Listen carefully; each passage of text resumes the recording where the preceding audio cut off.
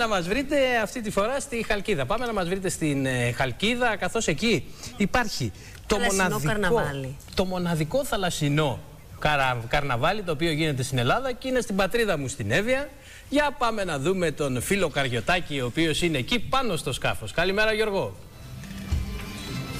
Καλημέρα λοιπόν από τη Χαλκίδα. Ήρθαμε να πάρουμε αέρα από τη Χαλκίδα, καρναβάλι από τη Χαλκίδα, το μοναδικό θαλασσινό καρναβάλι που διεξάγεται σε όλη τη χώρα.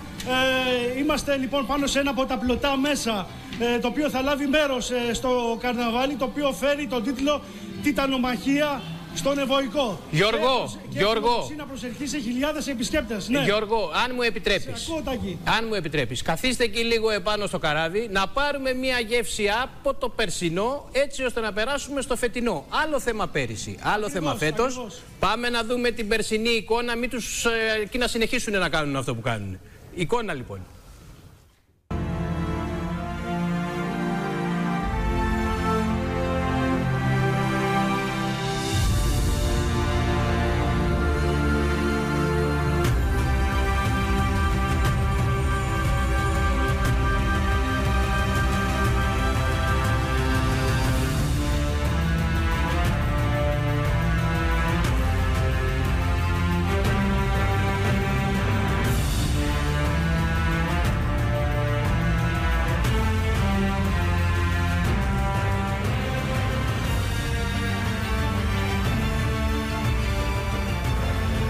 Μάλιστα, αυτό ήταν το περσινό θέμα, η περσινή εικόνα και Γιώργο, σε σένα είμαστε. Ναι, έτσι λοιπόν, πέρυσι λοιπόν είδαμε τους πειρατές που δεν κατάφεραν να ελέγξουν το στενό του Ευρύπου. Φέτος είναι οι Ολύμπιοι Θεοί, στη βούληση των οποίων εναπόκειται η τύχη του απόρθητου περάσματος του στενού του Ευρύπου. Το σενάριο λοιπόν, το καρναβαλικό, θα λάβει χώρα εδώ, σε αυτό το σημείο που βρισκόμαστε και στο στενό του Ευρύπου, εκεί που συναντάται ο Βορράς με τον Νότο και μπερδεύονται τα παλιροϊκά ρεύματα. Οι Χαλκιδείς λοιπόν μας υπόσχονται ένα ξεχωριστό υπερθέαμα με πυροτεχνήματα, με εναέρια και θαλάσσιες φιγούρες, με ηχητικά και οπτικά εφέ, με δεκάδες πλωτά σκάφη. Όλα αυτά θα συνθέσουν ένα φαντασμαγορικό σκηνικό. Να μιλήσουμε τώρα με τους συντελεστές αυτής της διοργάνωσης. Καταρχήν έχω δίπλα μου τον Δήμαρχο Χαλκιδαίων, τον κύριο Χρήστο Παγώνη. Καλή σας ημέρα, κύριε Παγώνη. Καλημέρα σε όλους. Έχουμε επίσης, καλημέρα, έχουμε και την Αντιδήμαρχο, την κυρία Λίλια Ζλακώνη. Ακριβώς, Λίλια Ζλακώνη. Και βέβαια τον Αντιπεριφερειάρχη Στερεάς Ελλάδος, τον κύριο Φάνη Σπανό. Καλημέρα σας. Καλημέρα σε όλους. Λοιπόν, πώς ξεκίνησε αυτή η υπέροχη ιδέα? Κοιτάξτε να σας πω, όταν αναλάβαμε το φθινόπωρο του 2014, ζήτησα από την κυρία Ζλακώνη, που τοποθετήθηκε πρόεδρος του Οργανισμού Πολιτισμού, να προτείνει ένα σχέδιο για να προχωρήσουμε στην εξωστρέφεια της πόλης. Μου είπε ότι είχε ήδη έτοιμο ένα πλάνο, το οποίο θα το ονόμαζε Θαλασσινό Καρναβάλι, με διάφορα δρόμενα της περίοδου αυτής της χρονικής, που θα εξελίσσονται μέσα σε αυτό το υπέροχο, όπως βλέπετε, τοπίο, μέσα στη θάλασσα και στη στεριά, που είναι μοναδικό, όπως μοναδικό είναι και το φαινόμενο του πορθμού του Ευρύπου, κατά τον οποίο αιώνες τώρα κινούνται τα νερά 6 ώρες προς τα πάνω και 6 ώρες προς τα κάτω. Σε αυτό λοιπόν το υπέροχο τοπίο εξελίσσεται, δεχθήκαμε σαν Δημοτική Αρχή την πρόταση της Προέδρου, και έτσι σήμερα απολαμβάνεται μέσα στη θάλασσα τα γαϊτανάκια του Ευρύπου με τα παιδιά από το κανόε καγιάκ. Μέσα στην μαούνα των ναυπηγείων χορεύουν επίσης άλλα παιδιά από τα χορευτικά συγκροτήματα. Στην παραλία εξελίσσεται το γαϊτανάκι. Νομίζω αρμοδιότερη από μένα είναι η κυρία Ζλακώνη, η πρόεδρος του οργανισμού, η οποία θα μιλήσει για αυτές τις λεπτομέρειες.